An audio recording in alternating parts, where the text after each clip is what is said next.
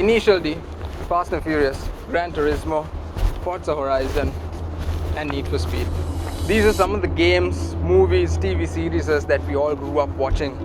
And what these did was they deviated our minds and into thinking about cars.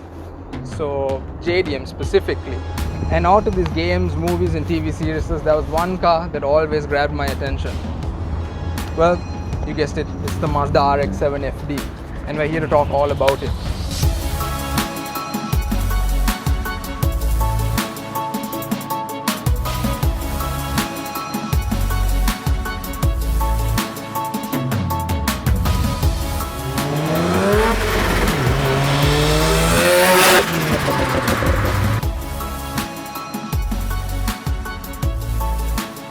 What's up guys, my name is Nilhan DeAlwis and welcome to the Sri Lankan Car Culture YouTube channel. If you guys are new to this channel, make sure to like, share and subscribe. Also put us a comment while you're at it.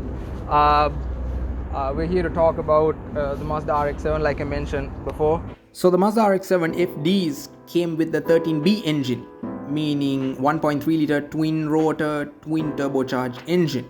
Of course, this car has a twin rotor and a single turbocharged engine. The stock engine produced 250 horsepower and 217 pound-feet of torque. Of course, 0 to 60 was somewhere in the 4.9 second range, 4 to 5 second range of course. This car has been tuned to do 420 horsepower to the wheel, and of course with nitrous oxide it does 480 horsepower to the wheel.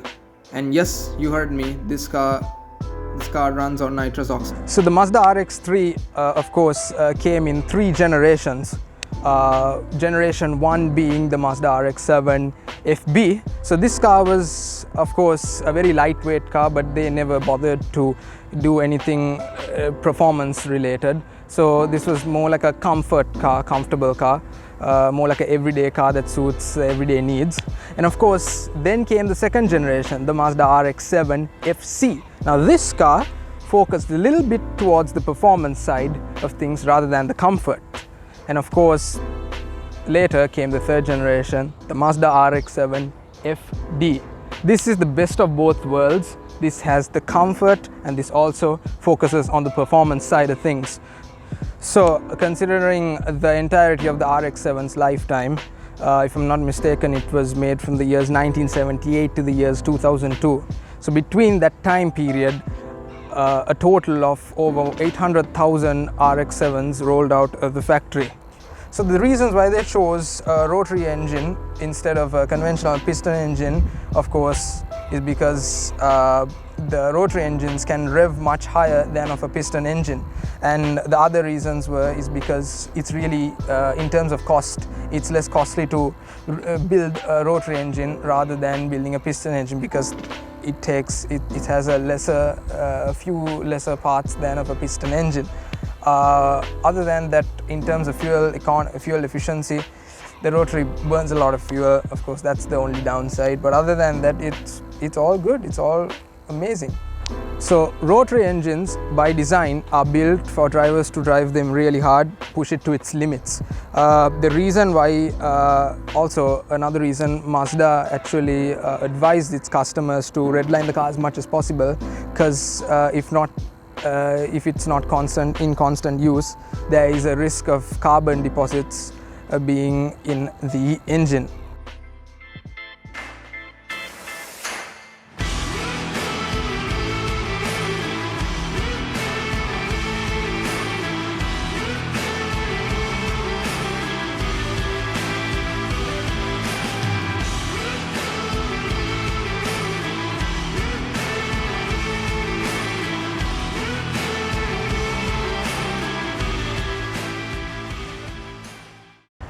First of all, let us talk about the exterior of this car.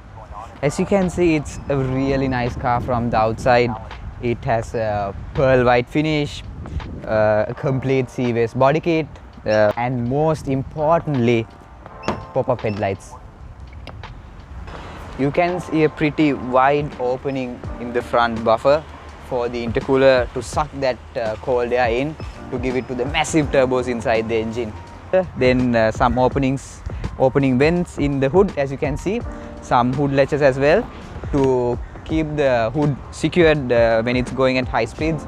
And in Sri Lanka, it's somewhat hard to drive low cars around the city limits, or when it comes to driving it out of Colombo, because there's lots of potholes, then speed bumps and all this stuff. But as you can see, this car is pretty low to the ground, so I don't think the owner cares much about the ground clearance of it.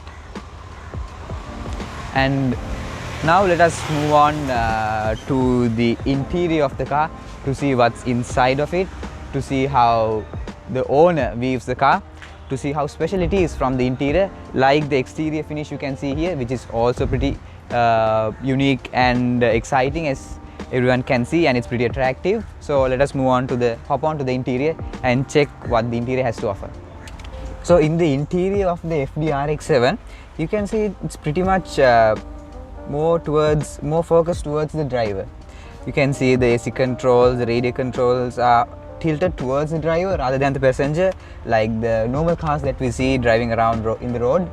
So in this car there are some secret switches in several locations, controlling several aspects of the car, like the different types of maps when it comes to NOS shots, or whether it's running with or without NOS, and everything is controlled by these switches located in the center console of the RX7.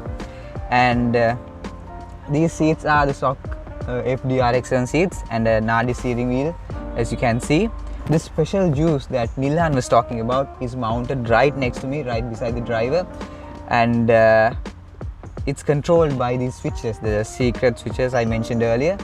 When it comes to gauges in this interior, it's full of gauges. We have the stock dash here. You can see the speedometer, the RPM, the boost, the coolant temperature. On the dashboard, several other gauges are there, displaying the air fuel ratio, engine temperature, and the boost with the turbo is running on.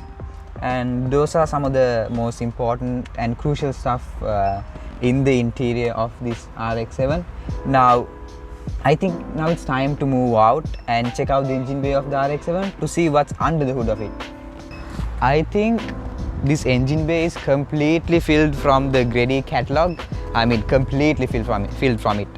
They have the Grady intercoolers, the Grady turbo, then the Grady intercooler piping, and also all the NOS fittings as well. This acts like an engine damper to make sure the vibrations coming out of the engine doesn't move on to the cabin or the vehicle. That's about it when it comes to the engine bay, because there's so many little and small details that should be mentioned, but since we're running out of time, I mean, that's all that I should specially mention about the engine. Like I mentioned before, this car has the complete C-Vest kit.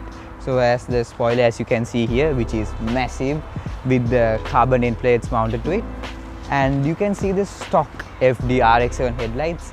I think this is what you will probably see when this is passing you in the highway doing 200 kilometers per hour, and a pretty big exhaust tip, and you can hear the sound of it, which is really good. I mean, with the rotaries, it's just next level sound coming out of it, and big flames as well, big flames. So that's about it when it comes to the rear weave or the rear section of the RX7.